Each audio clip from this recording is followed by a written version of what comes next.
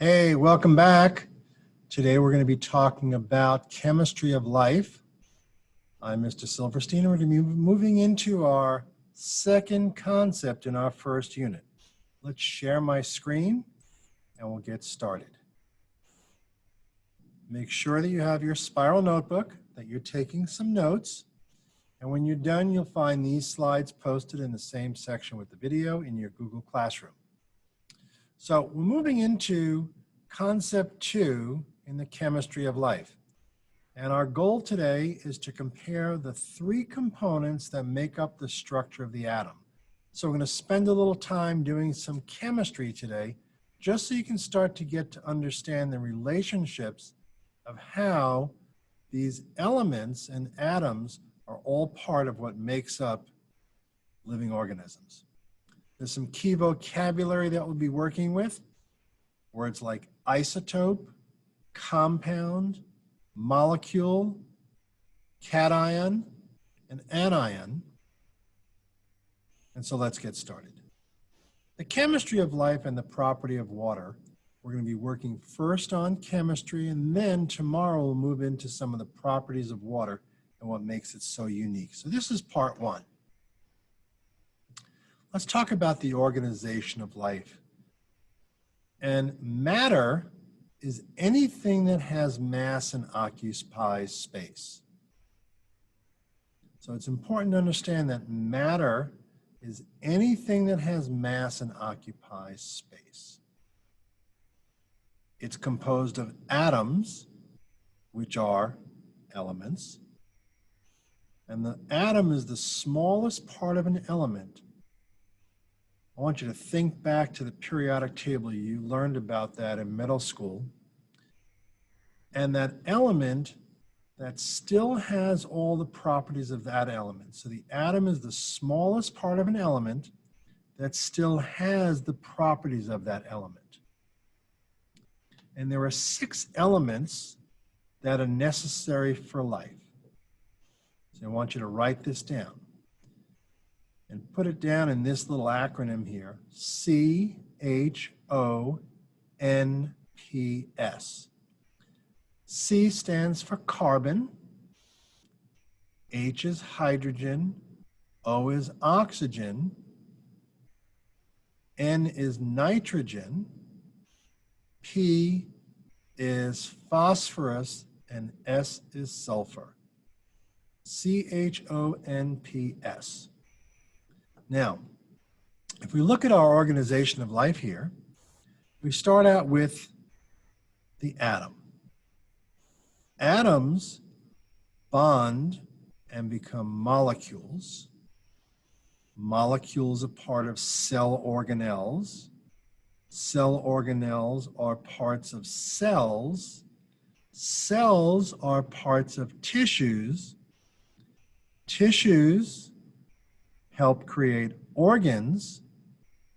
Organs become part of an organ system, which then becomes the organism, which then moves into a population where you have more than one organism. A population becomes a community, and then that community is part of an ecosystem, which has not only the organisms, but all of the other matter that exists. And they all become part of a biome, the areas in which they live, and it's all part of the biosphere. And so it all starts with the atom, the smallest part of the element. And that cell is that most basic unit of life. The cell is the most basic unit of life. So let's talk about this chemistry of life. All matter is composed of tiny particles called atoms. A substance is made up of one kind of atom is called an element. So a substance that's made up of just one kind of atom is called an element. An atom is the smallest part of an element that still has all the properties of that element. We're going to look at the periodic table of elements in just a moment.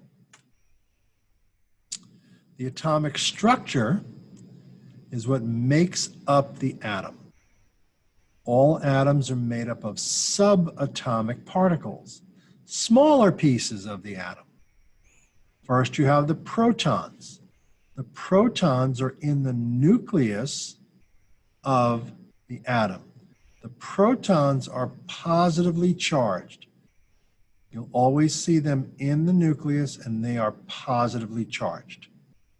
You then have neutrons. Neutrons are also in the nucleus, and they are neutral charges. They don't have an electrical charge at all. Surrounding the nucleus are electrons, and these electrons are in what we call an electron cloud. The electrons are negatively charged. And so the atom's mass is mainly in the positively charged nucleus. The electrons are very lightweight, and they float out there in the electron cloud. And so if you can imagine for a moment, if you look at these rings, these electrons are getting pulled towards the nucleus, and as they get near each other, they push away from each other. That's called repulsion. You'll learn much more about this when we're in chemistry next year. But the atom's volume is mainly in the negatively charged electron cloud. So the mass, that's in the nucleus, but the volume is out in the cloud. Let's see what this does here. So think back to the periodic table of elements, and we can gather information from the periodic table of elements, also known as the PT. The first is the element symbol, and the symbol is represented by a letter. Look over here on the right-hand side of the screen. The atomic number equals the number of positively charged protons. An atom can be identified by this number. So we're looking here at hydrogen.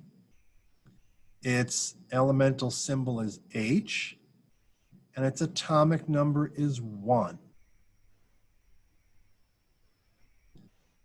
The atomic number also equals the number of electrons in a neutrally charged atom. So if we look at hydrogen, which is element number 1, it has 1 proton and just 1 electron. And hydrogen is the lightest of all elements in the periodic table. It's also the most unstable, which we'll talk about in a little while. The next number is what we call the average atomic mass. And that number is represented at the bottom here.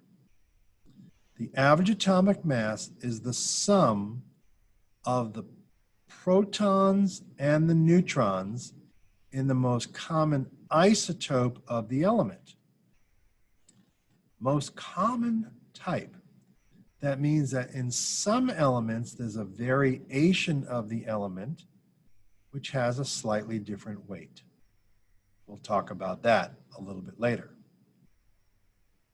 The isotopes is when 2 or more forms of the same element, thus they have the same number of protons, but with different numbers of neutrons. So the average atomic mass is usually the most common on the periodic table of element. And an isotope is when there are 2 or more forms of that same element, but with different numbers of neutrons. Now, the average atomic mass is written as the element's name, mass number, which is the number of protons and number of neutrons, or as the symbol, mass number. And so we're going to start to take a look at some more of these. We look at hydrogen. Hydrogen has a few variations of it, of the isotope of it. Hydrogen 1 has 1 proton, and it has no neutrons. Hydrogen 2 has 1 proton and 1 neutron. And then hydrogen 3 has 1 proton and 2 neutrons. Let's look at the periodic table. The periodic table are arranged by their atomic number, showing all the different elements. The horizontal rows are called periods, and they tell you the number of energy levels. The vertical groups are called groups or families and tell you the number of valence electrons. Valence electrons are the electrons in the outermost shell of the element. And that's what we're going to be using for bonding. Now, there are 6 elements necessary for life, and we're going to primarily work with these 6 throughout this unit. We have carbon, nitrogen, phosphorus, hydrogen, oxygen, and sulfur. And if we look at our periodic table, hydrogen is over here, it's element number 1. Nitrogen is all the way over here, it's element number 7. Oxygen is element number 8. Phosphorus is element number 15. Sulfur is element number 16. Oh, we forgot carbon. Carbon's up here, element number 6.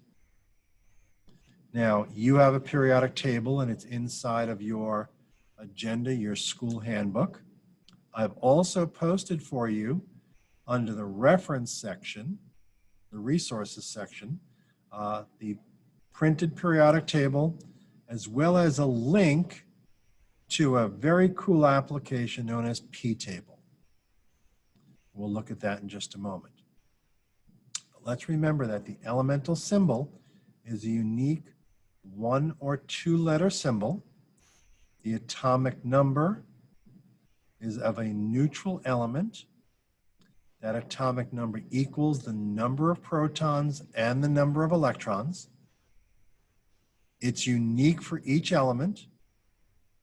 The atomic mass number is the average mass of an atom of that element, and it's generally the sum of the protons and the neutrons.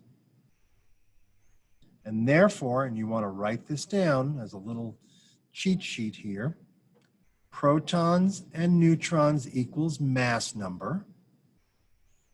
Mass number minus atomic number equals the number of neutrons. Make sure you go back to the slides and get that piece and write that down. Now, this is the fun part. We're going to take a break for a moment, and then we're going to come back and look at P-Table. So I'm going to stop my share right now. And what I'd like you to do is just take a break for about 2 minutes, look over your notes, jot down any questions you might have that you might want to send to me, and then we'll come back in about 2 minutes. All right, welcome back. We're about to start looking at P-Table. It's a very neat little application that you can find on the internet, and I put some links in for you. Let's jump back to my screen share, and we're going to look at P-Table. So P-Table, you would go to ptable.com. I'm going to click on P-Table and take us right there. And here you're going to see an interactive periodic table of elements. And when I say interactive, there's lots of things embedded in it. So if we want to take a look at, let's go take a look at our buddy carbon. We find carbon, and we see if we highlight carbon over here, it pops up right here in the top left, and it shows us the element's number, which is 6, which means it has 6 protons. It has an average atomic mass of 12, so it's got 6 protons and 6 neutrons. If we click on it, it goes into a whole information screen which talks everything about carbon and information about this element. And so it can talk about its isotopes, its properties. You can close out of that screen, little X over there. If we want to find out about its properties, we can move up to the tabs on the top, click on properties, click on carbon. And if we look over here, right in the center of the screen, it tells us that carbon is a solid at 273 degrees Kelvin. It will melt at 3,823 degrees Kelvin.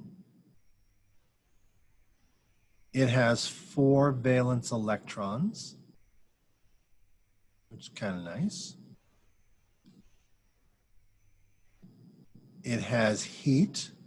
There's an abundance of it in the world. But there's some interesting things you can find out about it. There's also isotopes of carbon.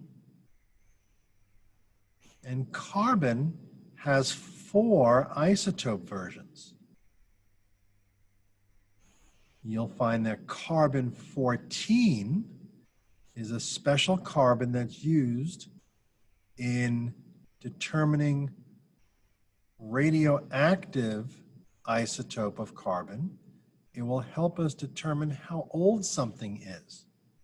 So P-table is a great tool for you to be using, and I really like using it. So let's jump back to our other screen. Oops, I lost something here. Here we go. Here we are. So, with some of the information, your periodic table and P-table, let's start to look at a couple of practice items. So let's look at how many protons does a sodium atom have and how many electrons in that neutral atom of sodium. So we can tag over to sodium for a moment. Let's go back to your periodic table.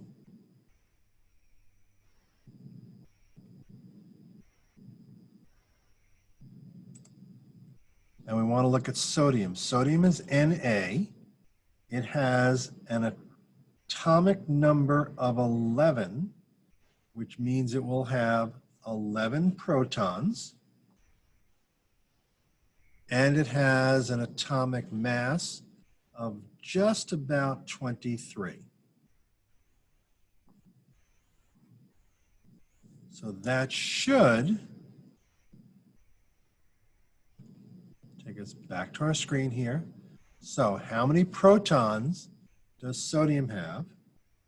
It has 11. And how many electrons will it have? It will have 11. 11 protons and 11 electrons. How many protons does a fluorine atom have? And that's represented by an F. And how many neutrons in the most common isotope? Well, let's jump over to P-table.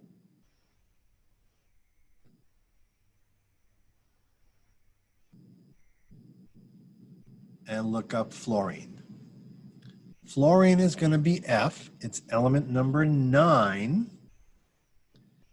It has an average atomic mass of 18.998. or 19. So let's go back and look at our question. How many protons does fluorine have? Well, it would have 9 because the protons will be exactly the same as the atomic number. And it's going to have 10 neutrons because it had an average atomic mass of 19. Subtract the 9 from the 19 and you get 10 neutrons. I'm going to give this one to you. What is the average atomic mass for oxygen? And how many protons and neutrons in its most common isotope? Let's give you a moment for you to jot that down.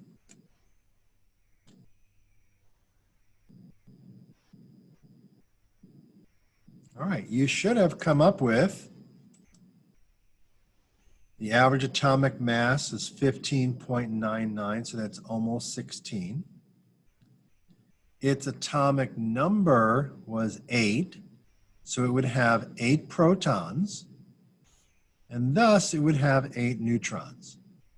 Remember, you take the average atomic mass, subtract the number of protons, and that will give you the number of neutrons. Okay, let's move on. Let's talk about bonding. Now, we spent a little time talking about the protons and the neutrons, and a little bit about the electrons, and those valence electrons out there in the electron cloud. But the reason why elements want to bond is so they can become stable. The electron cloud of an atom is divided into energy levels or shells. And depending upon where the element sits on the periodic table, you'll know how many electrons it has in the outermost shell and how many energy levels. The innermost level, this first ring around the nucleus, can hold up to 2 electrons. So this is the element lithium, Li. It has 3 protons, 4 neutrons, which means it's element number 3, and it has an average atomic mass of 7. But if it has 3 protons, it also has 3 electrons. But this element sits in the second row, which means it's only going to have 2 energy levels. The first 2 electrons fit in the first ring. The second ring and most other rings can hold up to 8 electrons. So if we look at lithium over here, lithium only has 3 electrons. It has 2 in the first ring, which means that that ring is full, but the second ring only has 1. And so if it only has 1, it's not stable. It's going to want to bond with something else so that that outermost ring is full. We'll get to that in a moment. If we look at oxygen, oxygen is element number 8. It has an average atomic mass of 16. We just saw that. So it has 8 protons, 8 neutrons.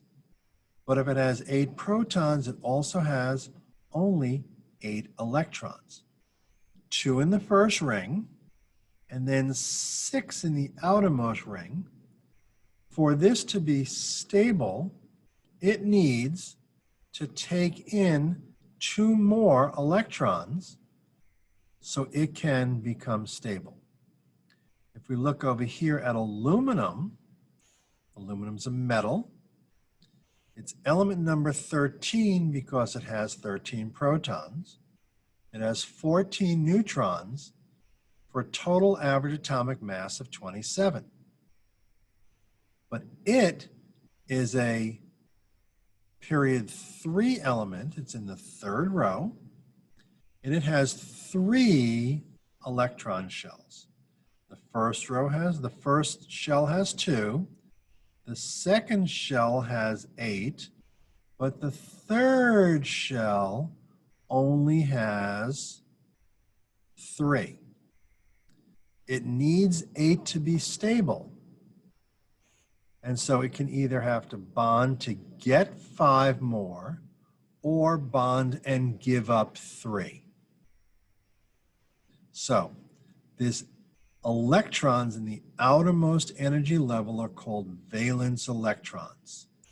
Think of it like a valence around windows or around the ceiling or around a room. It's just like a little area around the outside. So it's the outermost energy shell called valence electrons. Now, the bonding starts off with the group number on the periodic table. The group number lets us know how many valence electrons an atom has. And the groups are columns on the periodic table. The periodic table has 18 columns. It starts off with metals, then goes into transition metals, then it goes into metalloids, nonmetals, and noble gases. You don't need to know all that right now, but this is the place where we start to find out where these valence electrons are. So we have these group, which are columns on the periodic table. The period of the periodic table is how many energy levels an atom has. So we looked at lithium before. Lithium is element number 3. It's in group 1, so it has 1 valence electron shell. And it's in period 2. I'm sorry, it's in group 1, 1 valence electron, period 2, 2 energy shells. See, we make mistakes, we have an eraser. If we look at oxygen, oxygen is in group 16, but oddly enough, it just means it has 6 valence electrons. But it's in period 2, so it has 2 energy levels. Now, all atoms want to be stable, which means they need to have a full energy levels of electrons. So for example, we talked about lithium. Lithium is in group 1, so it has 1 valence electron. In order for it to be stable, it needs to either lose 1 electron or gain 7 electrons. Well, how's it going to do that? It does this by forming a chemical bond or a compound. Lithium combines with something else, and when it does, it forms a chemical bond. A reaction may have happened to get there, but it forms a chemical bond known as a compound. A compound is when 2 or more atoms of different elements bond together. For example, NaCl, sodium chloride. Sodium chloride is table salt. Now, if you look at this here, NaCl, it only takes 1 sodium atom and 1 chlorine atom to combine to make a whole new substance. The other compound that we're going to look at a lot this week is H2O. 2 hydrogens and 1 oxygen. When they come together, they make a molecule known as water. A molecule is 2 or more atoms that are covalently bonded together. This is where they share electrons, because co means to share. And so things like carbon dioxide, CO2, 1 carbon and 2 oxygens. Or oxygen as O2, the oxygen that you're breathing within the air right now, is 2 oxygen atoms that covalently bonded together.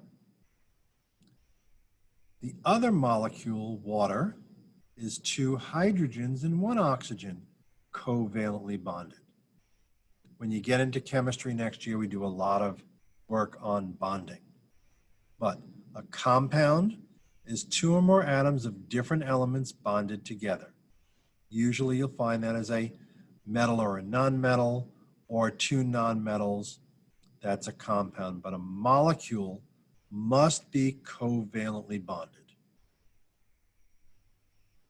Now, covalent bonds occur when nonmetallic atoms share electrons. Ionic bonds are when electrons are transferred from a metal to a nonmetal. So, sodium and chlorine. Sodium's a metal, chlorine is a nonmetal. That's an ionic bond, and that forms table salt. A cation forms when an atom loses an electron and it becomes positively charged. So, if the sodium atom loses an electron, a positive ion becomes a cation. An anion forms when an atom gains an electron and it becomes more negatively charged.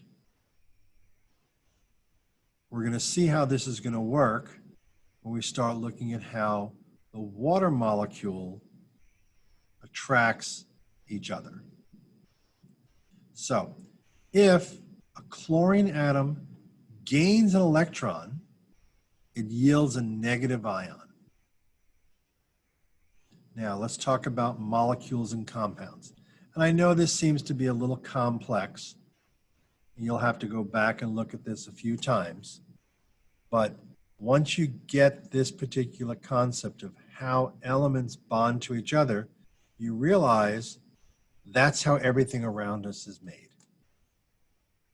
So, molecules are 2 positive atoms covalently bonded together. So, for example, O2 for oxygen. Compound is 2 positively elements bonded together.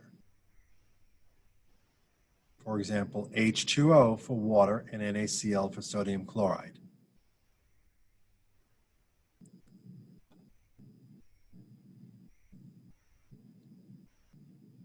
There are some common chemical compounds that we see on a regular basis. We look at the water molecule, H2O. So if we just look at this shape, we have the 2 hydrogen atoms bonding with the oxygen atom, and it becomes H2O. Ammonia is nitrogen and 3 hydrogens. Carbon dioxide, which you're going to learn about later in this semester when we get into energy flow. Carbon dioxide is the waste product of respiration. When you exhale, you're exhaling carbon dioxide. So it's 1 carbon and 2 oxygens.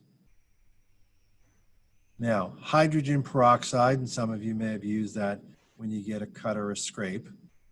hydrogen peroxide is 2 hydrogens and 2 oxygens. These are just some common chemical compounds. So let's summarize. Matter is anything that has mass and occupies space. It has some mass and it takes up space. So you have some mass and you take up some space, so you matter.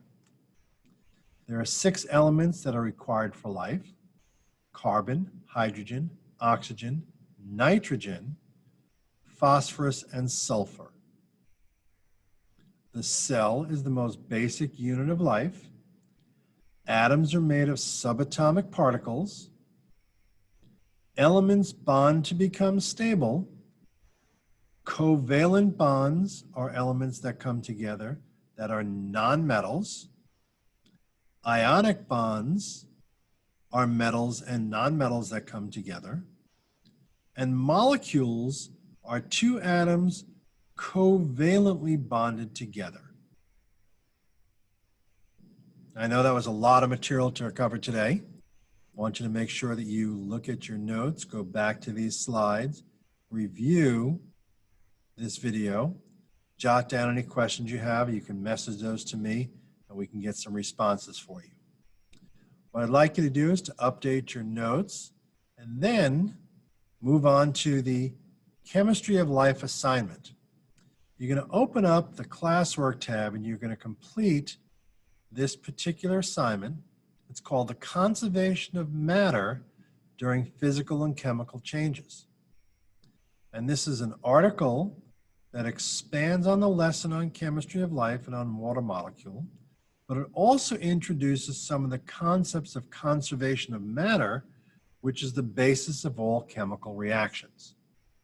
It's a close read, so you're going to need to read the article.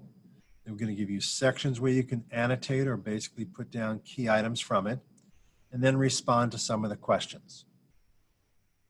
So we've covered a lot today. Tomorrow we're going to get into water. In the meantime, let's stop the share. You guys update your notes. If you have any questions, email me, and we look forward to seeing you tomorrow. You guys have a great day.